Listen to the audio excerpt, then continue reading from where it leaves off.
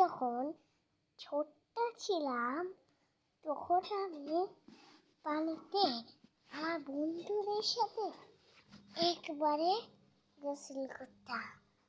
তারপর একদিন আমি একাই খুব ভয়ে অনেক রাতে গোসল করতে আসি।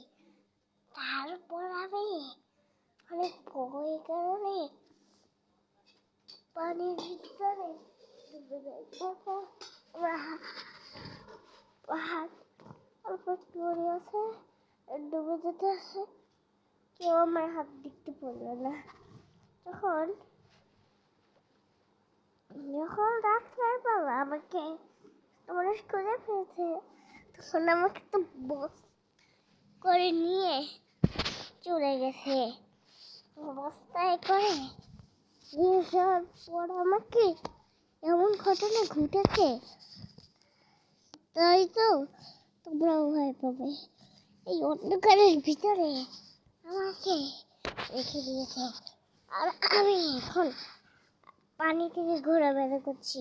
আমি যখন ছোট থেকে বড় হয় নদীতে, তারপর তো এক সাঁতারে আমি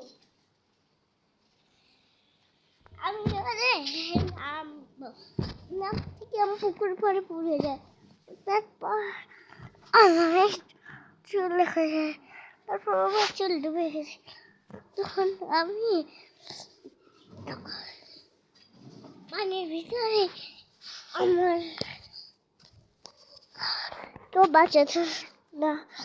তারপর একটা কাজ করলাম, সেই কাজটা হচ্ছে অনেক ভয়ঙ্কর।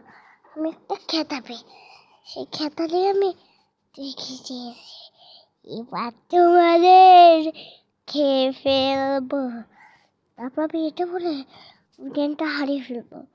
জ্ঞানটা হারিয়ে তারপর জ্ঞানটা হারিয়ে আমাকে নিয়ে এসে জ্ঞান ফিরালো।